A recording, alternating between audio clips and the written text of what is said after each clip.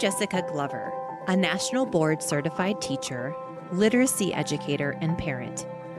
And this is My Child Can't Read, a Heartland Crisis, a documentary-style podcast exploring the literacy crisis in Kansas and across the country through research, policy, and the lived experiences of children, families, and educators. So after wrapping season 4, we wanted to sit down with someone whose reporting helped shape the national conversation around how children learn to read. Emily Hanford is an investigative journalist with APM Reports and the creator of the podcast Sold a Story. Her work helped bring national attention to reading instruction and why so many students were struggling. But this conversation isn't about revisiting what we already know. It's about what comes next. What does it actually take to move from awareness to action?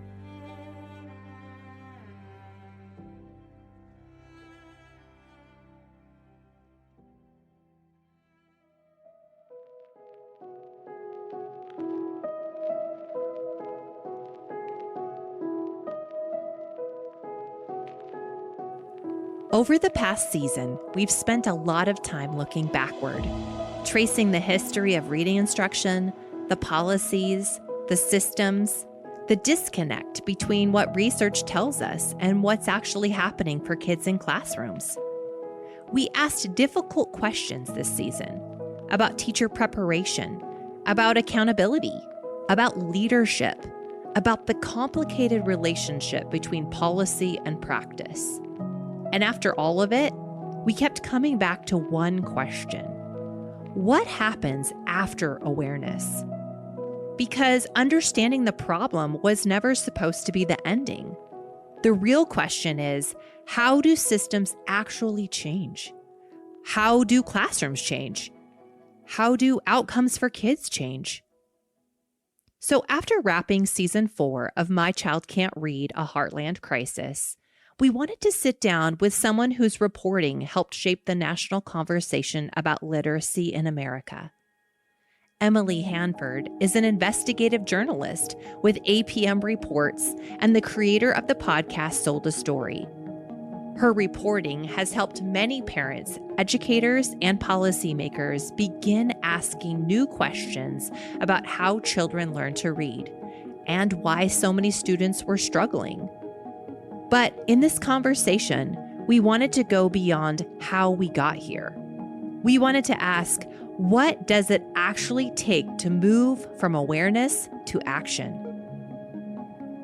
One of them is what we focused on in Sold a Story, which is that just a lot of teachers weren't taught how to teach a child to read when they got their teacher preparation, wherever that was, in college or some other alternative preparation. Many teachers say this over and over again. I didn't learn how to teach kids to read. And some of them have said to me, I was really hoping no one was going to assign me first or second grade because I knew I didn't know how to teach kids to read. And then they were a first grade teacher and they realized, wow, I don't know how to do this. And it's often when they're confronted with a kid who's really struggling and they're like, gosh, I don't know what to do. And as you heard in the podcast, what's really sad is that there are many teachers who really had that aha strongly when their own child struggled with reading. Yes. So they've been teaching first grade for 5 or 10 years, and then their own child goes off to kindergarten and first grade and really struggles, and they don't know how to help him or her. And that's when it really hits home. I think another thing that I've been thinking a lot about is the fact that this news of the quote unquote science of reading and all of this research really was news to so many teachers. That's something that I think we all need to think about in terms of the teaching profession and education writ large.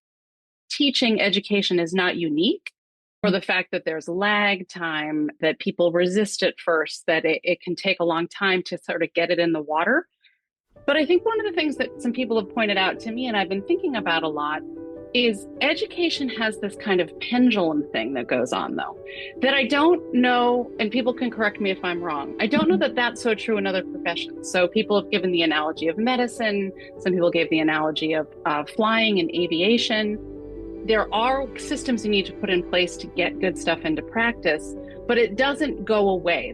Like once a profession has accepted that something is best practice, they stick with it. And I think what we've seen in education is this will sort of go towards evidence-based practice and then go away. And then, we're having a moment of trying to come back to it.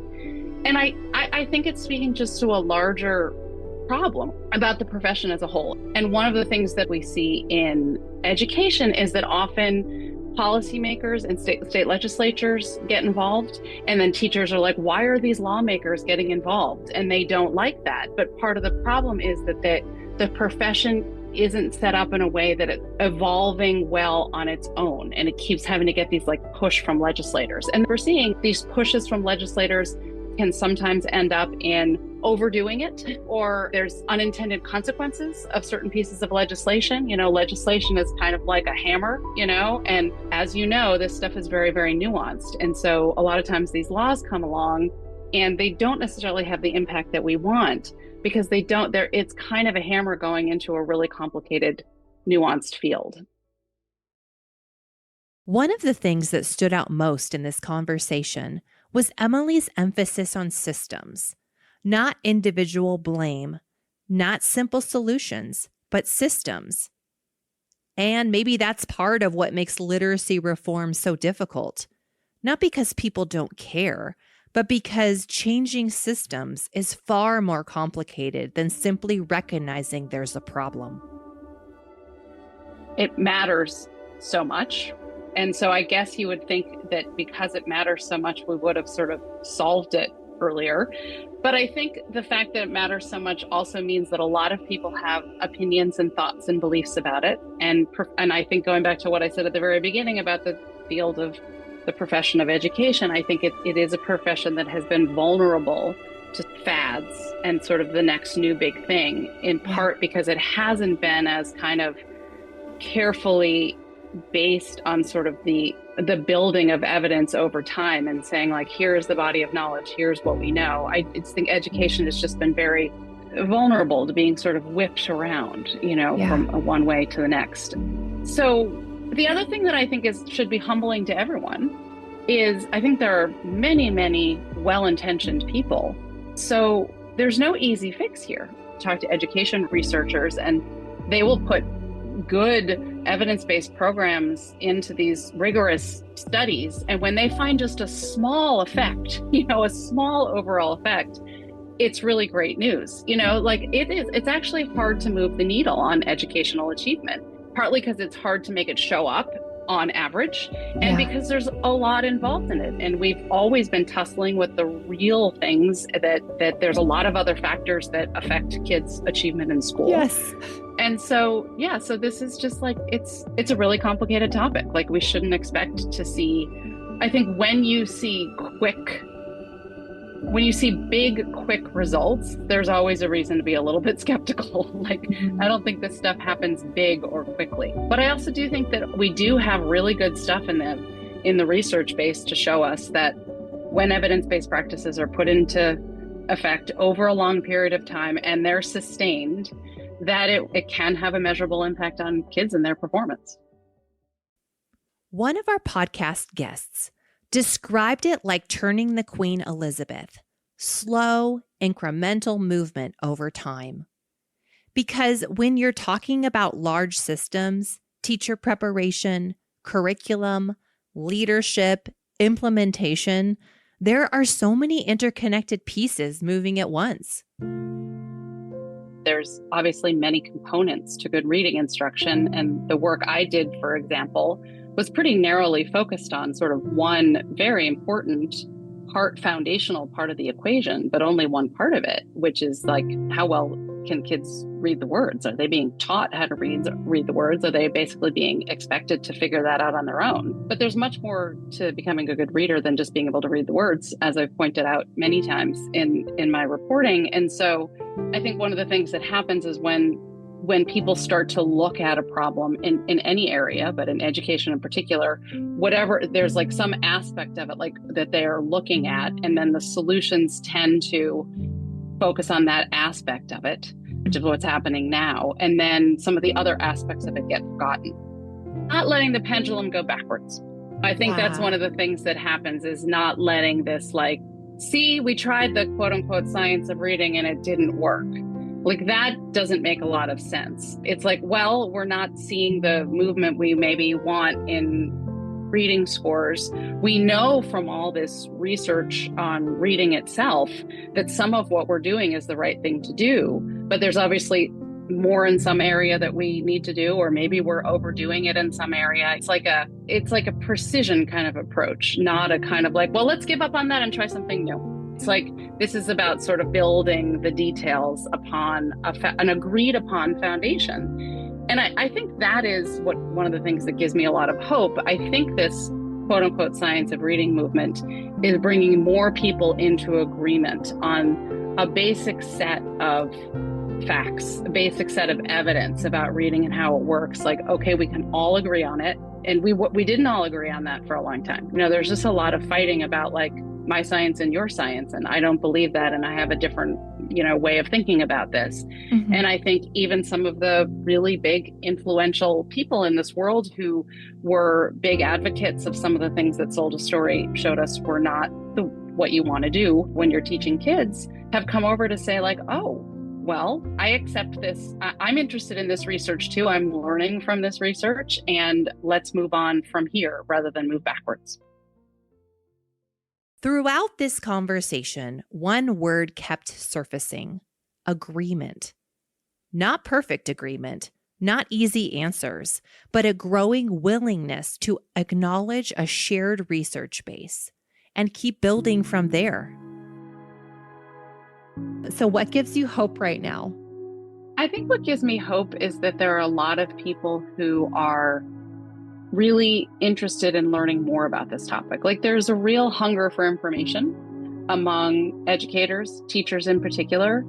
And while I think knowledge isn't enough, teachers need more than just the knowledge of this. They need the support of their coworkers. They need the systems in their schools and their states to work for them. I just have a tremendous amount of hope because so many people are recognizing that not only is this issue important, but that there's a lot to it and they want to know more. So that's a great thing for me as a journalist, since what I'm trying to do is help people understand more. What I'm seeing is like people want more information. People are interested in this topic, and I think that's great. And maybe that matters more than we realize, because sustained change rarely begins with certainty. It begins with people becoming willing to learn. In Kansas, we've seen 20 plus years of stalled outcomes, gaps in teacher prep, and a real disconnect between policy and classroom practice, kind of like I alluded to earlier. Does Kansas sound unique or familiar compared to the other states or areas that you've done some research in? Of course, these are systemic issues, right? And so that means that even though there are little differences in policies and things state to state, just like is true of children, that they're more alike than different in terms of what they need to become good readers. The states are more alike than they're different in terms of what they're doing policy-wise, especially because, many of them are trying to now do something about this reading problem. But if you're in a state, wherever it is, where it feels like things are, it's like 2 steps forward, 1 step back, I think that's because that's what happens in a lot of places. There's been a lot of reporting and people who look at policy or looking carefully at some states and trying to understand what are the ingredients that make a state successful. I think what I've learned from that work, from those people, is that it isn't just one thing. I mean, Mississippi is an example that a lot of people look at. And I think one of the things that's clear when you look at Mississippi is they've been working on this problem for a long time. I mean, a lot of people go back to 2013 when they passed their sort of first big Literacy Promotion Act policy. But in fact, it goes back way before that even. I mean, there were many people in the state really thinking about all of the different policy levers and about teacher prep in particular, going back to the early 2000s. So now it's 2026. So we're talking about a state that has been moving the needle in some really impressive ways, but really they've been doing it for like almost a quarter of a century. And I think one of the things that the woman who was in charge there, Dr. Carrie Wright, is now in my home state of Maryland as the state superintendent. And actually, there's a really nice interview that I did with her. I'm associated with this museum in Washington, D.C. called Planet Word. It's a museum of words and language. Okay. And we have guests every few months. And so Carrie Wright was there to talk about what she's trying to do in Maryland and what, she's trying to bring from Mississippi. Okay. You can see this on YouTube. It's also on the Soul to Story webpage. And, I think what she emphasizes over and over again in this interview that I did with her, and many times when I've seen her present, is just that in Mississippi, they passed a law, and then they realized that the law needed to be changed, and they made changes. And then they kept going, and they needed another change. They just realized at each piece they bit off, they're like, oh, there's another piece. Oh, there's another one. Oh, we need to change this. And so, I think that's the answer. You can't just pass a law and be done with it. Mm-hmm. Because usually it takes more than just whatever you were doing with that one law. Plus, just because you pass a law doesn't mean people are going to follow it. Right. So there has to be accountability. There has to be follow-up. The lawmaker that gets the bill passed has only done the very beginning of the job. What Emily describes here is something we've seen throughout this season in Kansas. That meaningful change doesn't happen because of one law or one curriculum or one training. It requires sustained effort, alignment, follow through, and perhaps most importantly, humility, a willingness to keep learning, keep adjusting, keep listening. I think one of the things actually that parents should understand is that the reason we're sitting here talking about the science of reading right now is I would really trace back to parents. I think it's the advocacy that parents were doing around their kids who were struggling in school, specifically some of these groups that were advocating for kids with dyslexia, that kind of got us where we are. I mean, they're the ones that first got my attention. That's where my reporting started. Okay. It started with kids with dyslexia, and then sort of more generally made me think, well, how do people learn to read? And how are kids being taught? And that's how I started to understand all of this larger thing about the science of reading. And when you look at the history of literacy laws in the United States, you'll see that a big wave of literacy laws, actually going way back, even back into the 90s, but there's often a parent or a parent advocacy group that's behind that. So I think one of the messages to parents is that their voices have been incredibly effective in this whole debate. It's because they've been speaking up and saying, there's a problem here, that we're even talking about this today. I mean, a confluence of things happened. All that parent advocacy, plus the research itself had sort of matured and expanded in such a way. There were a number of people out there who were sort of making it accessible and explaining it. We wouldn't be where we are today if we hadn't had all those things. The parents who were pushing for laws and advocating for their kids, the research that was already starting to be translated into a language that makes sense for practitioners, right? I don't think for teachers it's about going into the reading journals and reading the most basic scientific research. It's the years of it and the overall conclusions, and then people themselves translating it for others.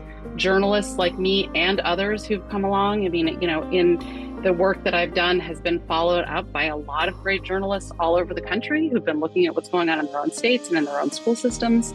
But anyway, that's the message for parents, I think, is that speak up about this. And if you feel like you're alone, especially around this reading issue in particular, you're not. There are other parents in your school who are having the same problem. They might not know that there are other kids in the school having the same problem too. So find the other people who are facing the problem you have. And, parents have a lot of power here. When you think about the literacy crisis, what still concerns you? Well, certainly what a lot of people say to me is older kids. The best thing to do is to fix this from the start and get this right from when kids are coming into kindergarten. But just what about the 5th graders and 6th graders and 8th graders and 12th graders out there right now? And what people are telling me is that it's very challenging for a number of reasons to figure out how to help kids who are older. Who's going to help them? In what part of the school day? With what materials? With what person who has the expertise to do it? Many of those kids are already very beaten down, they don't like school. They don't feel good about themselves. That's really hard. And I don't think anytime we have this moment of thinking about, we need to do something about reading, I think it's very hard to figure out what to do about the kids who who missed out. And, and I think even if you talk to people in the research world, there are still kids who are going to struggle sort of no matter what, like lots of good instruction and they're still struggling. And I think researchers are still really trying to figure out a lot of the complexities of dyslexia and learning and reading disabilities. It's an important area of research. We're also in a time when a lot of the funding for research is going away, and this is affecting whether we'll be able to answer some of these questions in the future. So it's not like we've answered all the questions yet. But again, I think one of the things that gives me the most hope is not only that people want information, but there is starting to be an acknowledgement of a research base. And I think that's huge. Where could this go wrong even now with the people interested and like from your point of view and what you found so far? Well, overemphasizing one thing at the expense of others. I mean, I think one of the things that many people say to me that's very obvious from my years of reporting in schools is that in some ways, it is kind of a zero-sum game, what you decide to do in schools, because there's only so much time in a day and days in a year and years that kids are in school. And so when you're adding something in, then you're necessarily not doing something else enough or well. And so I think that's where this can go wrong, is an overemphasis on one part of it at the expense of others. And so that's just, there's not like one answer you can give to be like, well, here's the magic formula. I think it's just something that everyone needs to stay attuned to. Over the past season, we've spent a lot of time looking backward, asking how we got here. But this conversation reminds us that awareness alone was never the goal. Action is slower than outrage. Change is harder than headlines. And real progress requires more than agreement. It requires sustained commitment from parents, from educators, from leaders, from systems willing to keep learning. So as season 4 comes to a close, maybe the question isn't, do we know enough yet? Maybe the question is, what are we willing to keep building, even when the answers are complex? Because somewhere tonight, there's still a child wondering why reading feels so hard. Because every child deserves the chance to read. And this story isn't finished yet.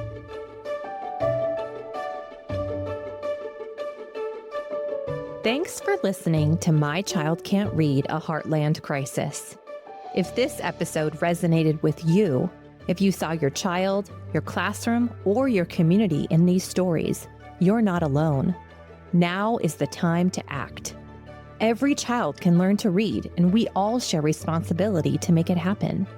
I invite you to take action today by subscribing to catch every episode, rating and reviewing to help others find this series, sharing your story and learning how the Phillips Fundamental Learning Center is changing lives at funlearn.org/podcast, and by sharing this show with a friend, teacher, or parent who needs to hear it.